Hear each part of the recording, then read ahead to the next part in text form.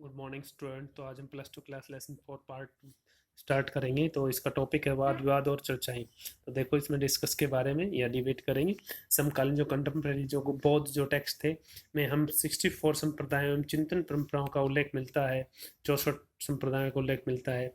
इसमें हमें जीवत चर्चाओं और विवादों की एक झांकी मिलती है। शिक्षक एक जगह से दूसरी जगह घूम घूम कर अपने दर्शनों में विषयों के विषय में अपनी समझ को लेकर एक दूसरे से सामान्य लोगों से तर्क वितर्क करते थे। ये चर्चाएं कुटार गौशालाओं और जियासे उपवनों वनों में होती, जंगलों में होती थी, जहाँ घुमक्कड़ मनीषी ठहरा करते, जहाँ मोस्टली घूमने फिरने वाले। यदि एक शिक्षक अपने प्रतिद्वंदी को अपने तर्कों से समझा लेता था तो वह अपने अनुयायियों के साथ उसका शिष्य बन जाता था। इसलिए किसी भी संप्रदाय के लिए समर्थक समय के साथ घटता बढ़ता रहता था। तो इसमें से कई शिक्षक जो थे उनमें महावीर और बुद्ध शामिल है। वेदों के प्रभुत्व प्रश्न उठते हैं। उन्होंने यह भी माना है कि जीवन के दुखों से मुक्ति का जो प्रयास है हर व्यक्ति स्वयं कर सकता है। यह समझ ब्राह्मणवाद से बिल्कुल भिन्न थी। जैसा कि हमने देखा, ब्राह्मणवाद यह मानता था कि किसी व्यक्ति का अस्तित्व उसकी जाति और लिंग से निर्धारित होता है। तो हमारा नेक्स्ट टॉपिक है लौकिक सुखों से आगे महावीर का संदेश। तो हम स्वामी महावीर के बारे में, जैन धर्म के बारे में हम पढ़ेंगे।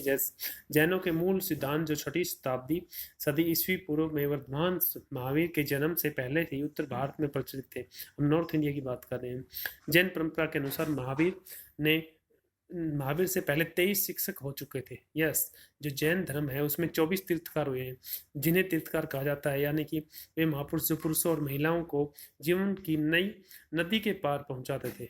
यस, तो जैन दर्शन की सबसे महत्वपूर्ण अवधारणा यह है कि संपूर्ण विश्व प्राणवान है।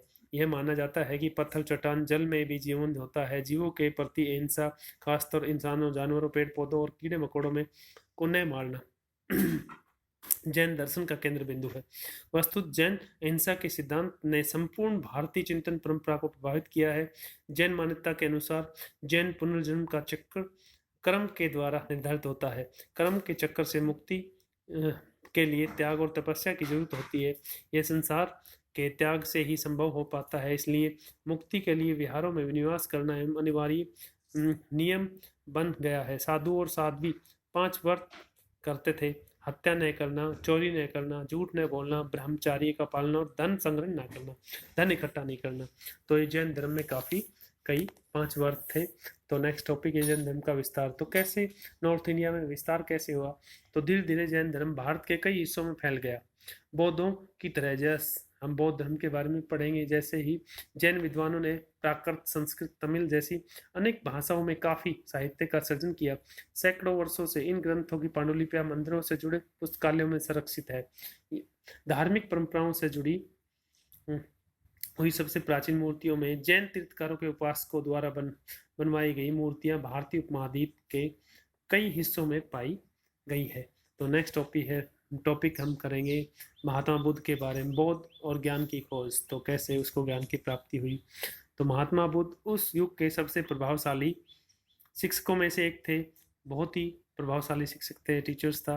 सैकड़ों वर्षों के दौरान उनके संदेश पूरे उपमहाद्वीप में और उसके बाद मध्य एशिया होते हुए चीन, कोरिया, जापान, श्रीलंका से समुद्र पार कर म्यांमार, थाईलैंड, इंडोनेशिया तक फैल गया।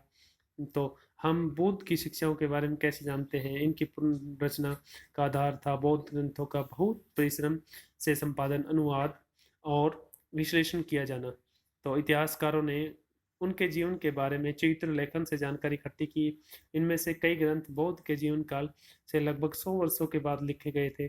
इनमें कुछ महान धर्म उपदेशक की याद को बनाए रखने की कोशिश की गई थी। इन परंपराओं के अनुसार जो महात्मा बुद्ध का बचपन का नाम सिद्धार्थ था, जो शाक्य कबीले के सरदार के बेटे थे, जीवन के कटु यथार्थों से दूर उन्हें महल की चारदीवारी के अंदर सब सुखों के बीच बड़ा किया था। एक दिन उन्होंने अपने रथकार को उन्हें शहर घुमाने के लिए मना लिया। तो बाहरी दुनिया की उनकी पहली यात्रा काफ़ी पीड़ादायक रही है। एक वृद्ध व्यक्ति को, एक बीमार को और एक लाश को देखकर उन्हें गहरा सदमा पहुंचा। तो उसी क्षण में उन्हें यह अनुभूति हुई कि मनुष्य के शरीर का क्षय और अंत निश्चित हो।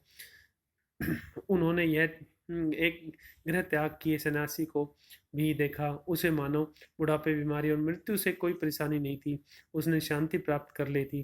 सिद्धार्थ ने निश्चय किया कि वे भी संन्यास का रास्ता अपनाएंगे। कुछ समय के बाद महल त्याग कर वे एक सत्य की खोज में निकल पड़े। सिद्धार्थ ने साधना के कई मार्गों का अन्वेषण खोज की।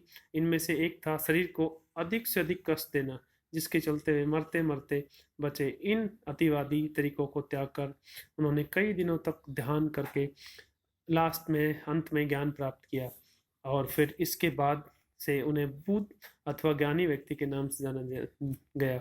बाकी जीवन उन्होंने धर्म या सम्यक जीवन यापन की शिक्षा दी।